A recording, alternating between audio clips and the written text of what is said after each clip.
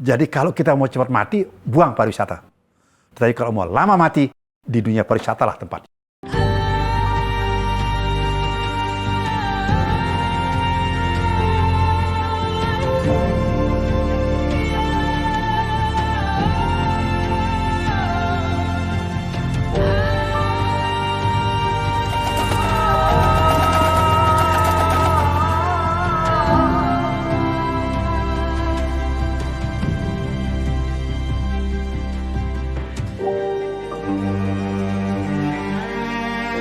Sebelum kita berbicara mengenai pariwisata, ada yang satu hal yang mungkin saya mengharap tapi yang saya harapkan adalah supaya ada itu berpikir untuk ke arah itu. Khususnya mengenai NTB, kita berterima kasih sebelum ada NTB ini. Dulu begitu kita baru merdeka, ketiga provinsi Bali, NTB, dan NTT adalah merupakan satu provinsi yang namanya Sunda Kecil, yang ibu kotanya ada di Singaraja, Bali. Ini mestinya satu momen yang luar biasa yang harus kita ketahui, karena di dunia tidak ada momen yang indah. Kenapa saya mengatakan demikian? Bali, Provinsi Bali adalah dikenal dengan 1000 puranya, dikenal dengan Pulau Dewatanya, yang sudah tidak bisa kita pungkiri lagi apa yang terjadi di sana. Nah, terus lari ke timur, Provinsi NTT, itu tidak bisa dipungkiri lagi yang ada komodonya, tetapi justru di sana ada 1000 gerejanya. Di tengah-tengah inilah letaknya NTB, yang dikenal dengan 1001 masjidnya. Nah, momen yang 3 ini saja sudah luar biasa, tidak perlu lagi berkampanye kemana-mana. Oh, orang ingin dia ke Bali, pasti dia ke NTB, dia ke NTB, pasti ke NTT. Jadi tidak perlu lagi kita berbicara kampanye ke sana kemari. Nah, tapi karena keegoan kita kadang-kadang membuat ingin kita paling baik di antara semua. Nah, ini mungkin yang perlu kita belajar. Dan tidak perlu lagi kita pungkir lagi apa yang terjadi pada diri kita. Karena kita suka keakuan yang tinggi, jadi akibatnya kita susah untuk akan maju. Ini mengenai awal daripada pariwisata yang keuntungan yang ada di limpahan. Beda dengan provinsi yang lain, tidak ada cerita. Ini tiga tempat yang luar biasa. Dan letak NTB sangat enak sebagai penghubung daripada Bali dan NTT. Kenapa di NTT itu ada komodonya? Kita tidak punya. Tapi untuk orang mau pergi ke komodo itu, sekali jalan dia dari Bali ke Lombok, minimal dia stay, duduk saja 1-2 hari saja, sudah berapa uang yang masuk di kita. Begitu pula dia kembali, insya Allah dia akan singgah karena belum puas dengan yang 2 hari itu. Disinilah yang perlu kita ketahui budaya kita masing-masing. Tidak usah kita mengambil budayanya Bali dan jangan mengambil budayanya NTT. Masing-masing kita mempunyai kelebihan-kelebihan dan kekurangan-kekurangan kita. Mari di antara kita 3 provinsi ini kita kembalikan merupakan satu kesatuan yang tidak bisa terpisahkan. Pariwisata mempersatukan semua itu.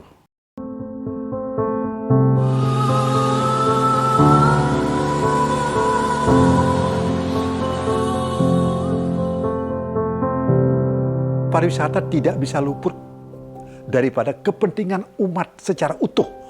Dari hulu sampai hilir. Tidak ada satupun perusahaan industri apa saja yang mempunyai satu momentum yang dimanfaatkan oleh orang dari hulu sampai hilir. Dia harus merupakan satu kesatuan dari presidennya, dari gubernurnya, dari bupatinya, dari camatnya, dari desanya, dari lingkungannya. Itu merupakan satu kesatuan yang tidak bisa dipisahkan. Nah, ini merupakan daripada yang golongan birokrasinya. Tapi perlu juga diketahui, di sini ada pelaku-pelaku pariwisata yang baru belajar dan yang sudah belajar dan yang sudah akan lulus. Hotelnya, guide-nya, pariwisata kalau berdiri sendiri mati.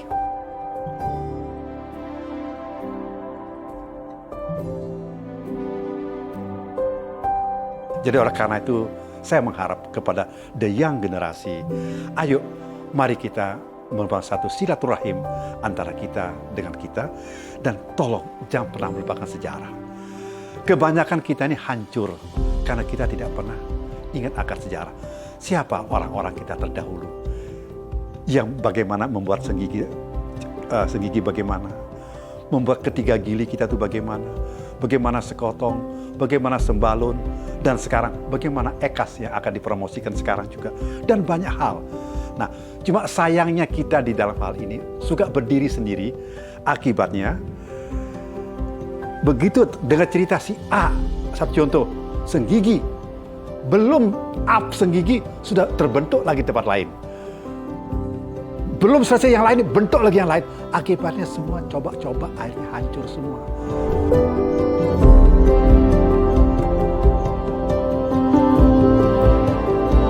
NTB ini identik dengan kuda. Langsung Pak Warsito mengumpulkan kita semua untuk mengadakan pacuan yang ada di Seragalas. Itu lapangan sepak bola yang kita sulap menjadi lapangan kuda, yang dimotori oleh Bupati kita pada saat itu, Pak Mujitahid, dan Wali Kota kita, Pak Masud. Nah, di sana mulai kita akan berbicara. Banyaknya orang yang tahu Lombok, karena banyak orang yang tidak tahu Lombok. Jangan orang luar daerah, orang Sumbawa tidak tahu Lombok secara utuh. Dengan adanya kuda ini saling tahu menahu, dan lain banyak hal yang bisa kita peroleh dari kuda yang luar biasa. Akhirnya kita datang ke NTT, ke Waingapu cari kuda. Untuk apa? Kita baru tahu ada kuda Thoroughbred, kuda yang dari Australia, kuda yang dari Amerika, dari kuda Arab. Kita tahu semua. Nah, ini salah satu aset wisata untuk kita omongkan. Karena sampai saya pada waktu itu dari salah seorang daripada orang Italia yang pada waktu itu saya penggemar kuda menceritakan bagaimana saktinya orang-orang kita ini yang joki tidak pelana, yang begitu kecil-kecil, begitu jatuh tidak pernah merasa patahnya, naik lagi. Justru tidak dikasih naik, dia akan marah lagi.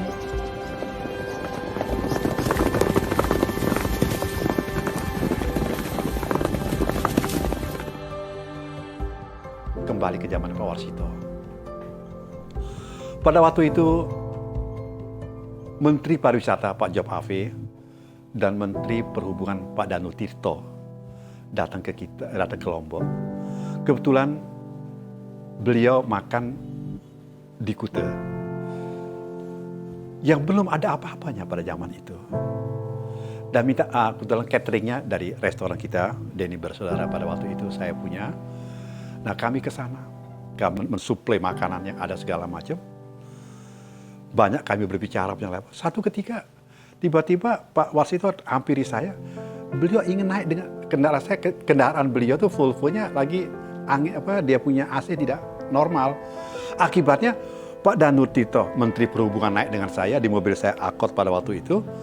Pak Danu Tirto, Pak Job Ave ada duduk di depan sama saya, Menteri Pariwisata, di belakang Pak Danu Tirto sama Pak Gubernur, Pak Warsito. Banyak ngobrol, bercerita, disuruh saya bercerita mengenai kuda, saya berbicara mengenai kuda, dan saya ketawa beliau semua. Yang menjadi ketawa, bagaimana tingginya orang 2 meter lebih, si Job Ave dengan ketawa dengan luar biasa, sendaguro. Di sana kami merasakan seorang menteri yang tidak ada jarak di antara kita. Itulah Menteri Pariwisata yang saya tahu yang luar biasa pada zamannya. Tentu yang sekarang lebih baik lagi, insya Allah. Oleh karena itu, sempat dia melihat bagaimana keindahan kuda pada saat itu, yang belum ada apa-apa. Dia bilang, ini punya potensi baik, cuma bagaimana caranya ya Mas? Itu bahasa Pak Danu Tirto kepada Pak Gubernur. Terus kami singgah di Tanah Au, yang rencana untuk membuat airport. Di sana saya betul-betul, kalau saya kaget dengan Pak Danu Tirto pada waktu itu, bicara kepada Pak Gubernur. Mas Gubernur, ini tanahnya kurang baik. Ini tanahnya bergerak.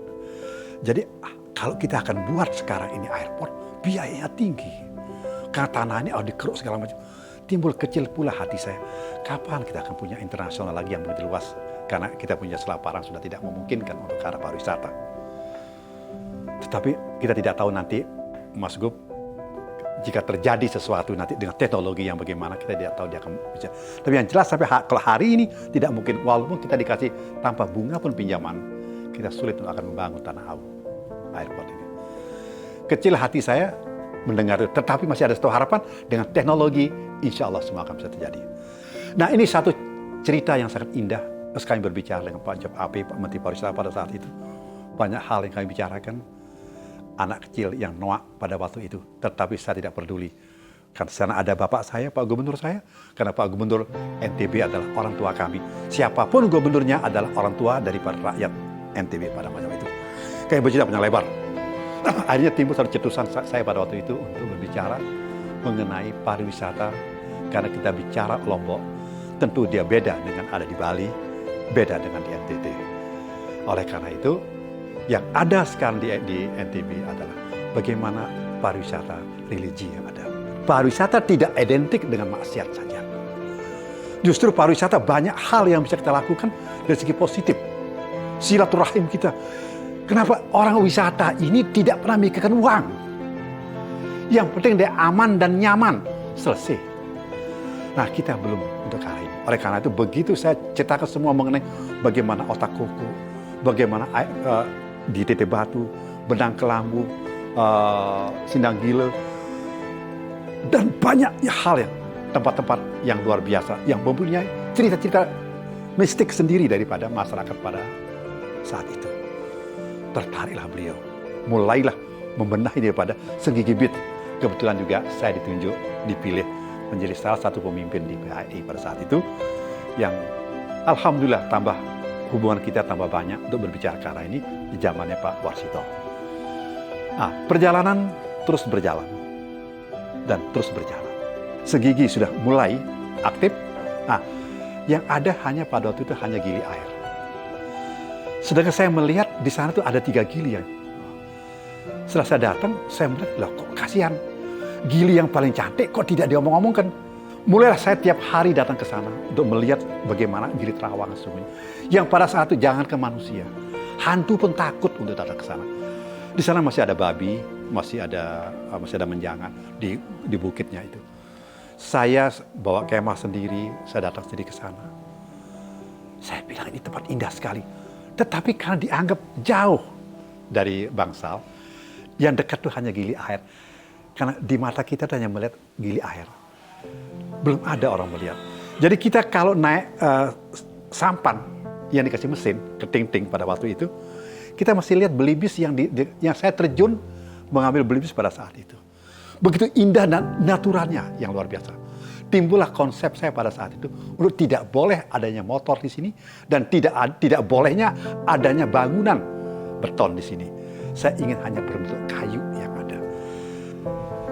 Tidak ada bangunan yang begitu mewah. Hanya bangunan dari kayu yang sifat sederhana, yang tetapi aman dan nyaman. Inilah sorga yang akan terjadi nantinya di Trawangan. Itu yang saya konsepkan pada saat itu.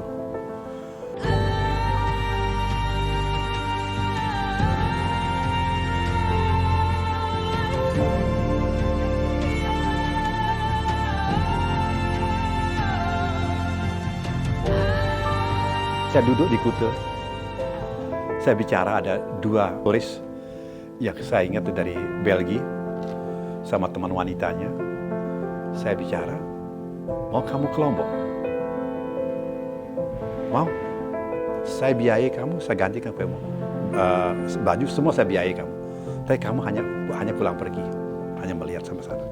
Saya sewa helikopter pada saat itu untuk membawa dia terbang dari Bali. Saya sewa waktu itu. Hilap saya antara 1-2 jam.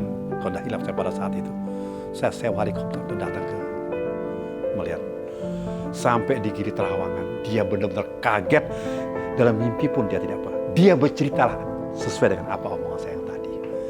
Nah, mulailah berliuh orang datang ke sana. Nah, mumpung daerah kita di NTB, 1001 masjid. Mari ikon ini yang kita mainkan dengan izin Allah Subhanahu wa Ta'ala. Saya rasa Tuhan yang Maha Kuasa, kita tidak akan kekurangan tamu yang datang. Dan tidak merebut pangsa-pasar Bali. Tidak merebut bangsa NTT. Karena kita sama-sama punya kelebihan dan kekurangan masing-masing. Kita saling mengisi antara satu dengan lain.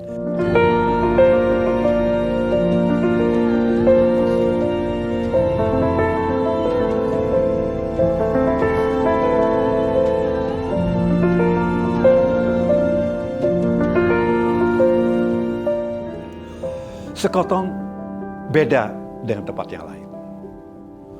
Saya punya teman, salah seorang pilot dari Jerman. Rumah saya waktu itu ada di Monjok. Dia turis ini, saya naik motor, saya lihat dia digigit anjing di kampung, saya ajak ke rumah. Bicara di rumah, singkat cerita, dia dengan ramah berbicara, ayo kita naik motor. Waktu itu saya punya sepeda motor tahun 69. Kami boncengan lah ke daerah, dia sebut daerah selatan. Saya putar-putar, ketemulah saya di Sekotong itu, yang orang Lombok bilang ela-ela. Di sanalah tempat yang dia bilang dia lihat dari pesawat yang begitu indah. Jadi saya tambahkan juga, wisata religi yang saya maksud, di Lombok ini khususnya, banyak sekali makam-makam daripada ulama-ulama yang luar biasa. Yang insya Allah tidak kalah dengan di tempat-tempat lain. Yang mempunyai satu cerita karismatiknya luar biasa. Di sini ada masjid tua kita yang dibayar. Di Batu Layar ada makam di sana. Di Loang Balu itu ada cerita sendiri. Terus menurut sampai di Lombok Tengah banyak sekali. Lari ke Lombok Timur. Di sana ada pahlawan nasional kita sekarang. Jadi yang luar biasa. Ya, sampai menjadi nama daripada airport kita. Itu makam-makam itu luar biasa. Dan banyak-banyak lagi. Dan mata-mata air yang dianggap punya nilai-nilai sakral tersendiri. Nah, ini pun. Dan pondok-pondok pesantren kita. Yang awal mana, yang sekarang bagaimana. Nah, dengan adanya pariwisata ini akan jauh lebih maju ini pondok-pondok ini jika diterapkan, dilibatkan di dalam dunia pariwisata. Karena jangan dikasih dia jalan sendiri. Akibatnya terjadi hal-hal yang tidak diinginkan. Dan adanya pariwisata, dia akan tahu bagaimana kepentingan orang yang berwisata itu adalah aman dan nyaman. Libatkan. Kita punya anak-anak kita yang ada di dalam pesantren. Yang lagi pikiran sangat idealis. Mari pikirannya idealis itu. Kita buat dia realis dalam menghadapi hidup ini. Kan tidak bisa kita berbicara sama mereka untuk bicara kalau tidak melibatkan. Datangkan tourism ke pondok pesantren. Dengan tentu adat istiadat kita yang bagaimana. Mau tidak mau, anak-anak kita akan belajar bahasa Inggris atau bahasa asing lainnya. Nah, dengan memakai bahasa sudah berbeda. Paling tidak kita akan masuk ke dia punya tempat. Kamar mandinya akan bagaimana. Kita masuk ke masjid. Masjid kita tidak kalah indahnya di tempat lain. Akibatnya apa yang akan terjadi? Kamar mandi kita akan bersihkan semua. Karena kita malu. Karena malu sebagian daripada iman. Bersih. Kebersihan itu juga sebagian daripada iman. Ini jika diterapkan, tourism akan berbeda. Pariwisata ada satu industri yang jika penduduk Lombok ini, NTB ini 5 juta. 5 juta itulah pelaku pariwisata. Karena tidak ada satu industri yang melibatkan secara utuh semua masyarakat kecuali pariwisata. Dan pariwisata nikmatnya barang baru. Dia rolling, tidak ada barang lama. Semua barang baru. Jadi untuk bosan di pariwisata tidak ada cerita. Dan ini salah satu juga daripada rahasia kalau mau ingin awet tua. Jadi kalau kita mau cepat mati, buang pariwisata. Tapi kalau mau lama mati, di dunia pariwisata lah tempatnya. Sekarang saya sudah punya usia sudah 69 tahun. Pariwisata itu umur panjang.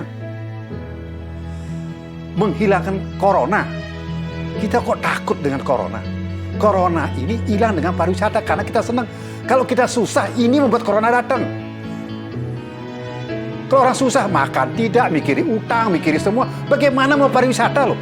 Akibatnya corona datang, mati kita di sana. Hilangkan semua ini, insya Allah corona akan pamit dengan sendirinya tanpa kita usir.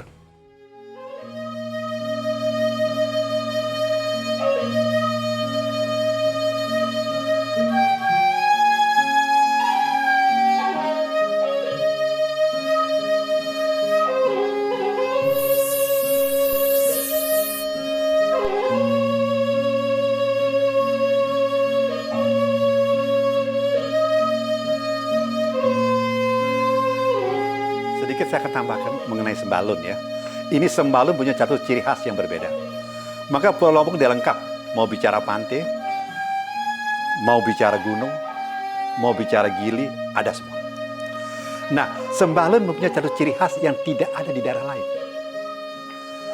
Dengan kata namanya Sembah Ulun. Jadi satu masyarakat yang luar biasa, kejujuran sangat tinggi sekali. Insya Allah kita tidak akan susah tinggal di Sembalun. Tidak akan susah, kita akan hilang, kita punya harta di sana. Masa sana sangat takut dengan karma pala yang ada. Sapi dilepas begitu saja, hanya dipanggil dengan cuitan saja dia akan datang. Binatang pun begitu jinak di sana, patuh sama pawangnya di sana. Karena dia tahu Gunung Rinjani adalah gunung satu-satunya yang mempunyai tempat tower yang tertinggi di dunia. Jadi orang Lombok ini tidak susah, tinggal buka keran, air turun, mau panas mau dingin. Water heater kita yang paling enak. Tapi mungkin teknologi yang belum sampai sekarang. Tapi mudah-mudahan itu akan terjadi. Jadi hanya saja sekarang yang kami mohon, Sembalun, tolong jangan ada beton-beton lagi naik. Tolong kayu-kayu yang bermain, kan daerah itu daerah gempa. Jadi untuk memperkecil kerugian daripada masyarakat, cobalah kita bangun dengan yang anti gempa, kayu, justru itu jauh lebih turisme lebih suka. Dan kita juga jangan terlalu terpaku kepada turisme dari luar, mancanegara. Indonesia saja sangat banyak. Jangan Indonesia sudah, lokalan saja luar biasa. Tinggal sekarang bagaimana cara kita menghargai tamu yang datang. Untuk bicara pariwisata, khususnya di NTB, tidak luput daripada jasa-jasa daripada orang-orang pada saat itu, pejabat pada saat itu, antara lain gubernur kita pada saat itu Pak Warsito, bupati kita pada saat itu almarhum Pak Mujitahid, pengusaha kita yang tidak kalah kondanya Pak Haji Anwar, yang luar biasa pada saat itu, dan pengusaha kita juga, yang pengusaha pada saat itu adalah Pak Misbah Mulyadi, yang sekarang menjadi anggota DPR Provinsi Nusa Tenggara Barat. Itu yang luar biasa menjalankan pariwisata.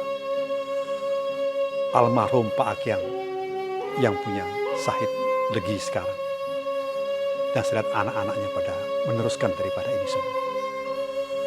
Beliau-beliau itu luar biasa. Di sana juga ada Pak Sugeng almarhum, Rumah Makan Dirgahayu. Luar biasa beliau. Sama-sama dengan saya menjadi wakil daripada PHI pada saat itu. Di sini ada juga almarhum Pak Haji Muhyiddin Murad, yang pada saat itu beliau juga mengkampanyekan mengenai ayam goreng taliwang yang saya mendunia, dan sampai sekarang ini yang terjadi sebab syarat daripada jasa beliau. Nah, ini beberapa item yang ada. Nah, untuk menjadi kaki tangan atau hubungan yang ke Jakarta pada zaman itu, saya mencari tahu, akhirnya saya mempunyai salah seorang orang tua, sekaligus guru saya, sekaligus teman saya, yang insya Allah orang pada kenal, sekarang sudah almarhum Bob Sadino. Beliau adalah orang yang saya anggap guru saya, sahabat saya, dan masih banyak pelaku-pelaku pariwisata saat itu yang luar biasa. Tetapi jasa daripada almarhum Pak Mujtahid ini luar biasa, yang sudah bekerja sama dengan Pak Warsito pada saat itu bicara kuda, bicara kuda, bicara pariwisata, kita tidak pernah bicara politik. Karena di sana semua mencair, yang adalah kepentingan bersama, aman dan nyaman. Mari di pariwisata ini tunjukkan pondok pesantren ke depan oleh bapak-bapak kita yang di biokrasi ini. Momen yang paling indah dalam waktu dekat ini, mungkin yang kita akan bisa lupakan, menjadi kebanggaan kita bersama, khususnya NTB, Indonesia pada umumnya, MotoGP. MotoGP ini adalah salah satu momen yang paling indah. Negara mengeluarkan dana yang sangat besar dengan hiruk pikuk yang luar biasa. Tetapi alhamdulillah bisa, dan insya Allah akan terlaksana. Hanya saja mungkin yang terpenting adalah bagaimana cara tunjukkan siapa diri kita. Jangan hilangkan kita punya tradisi kita. Jangan mengkopi tradisi yang ada di luar. Datangnya orang tamu-tamu kita sambut dengan yang sebaik-baik mungkin. Biar mereka tidak hanya bicara GP saja. Feedback daripada GP itu apa yang ada. Ini yang mungkin yang paling penting saya sampaikan. Mudah-mudahan apa yang saya sampaikan ini bisa bermanfaat bagi kita, diri saya dan keluarga saya, semua Handetolan yang ada. Insya Allah ini akan berjalan sesuai dengan apa yang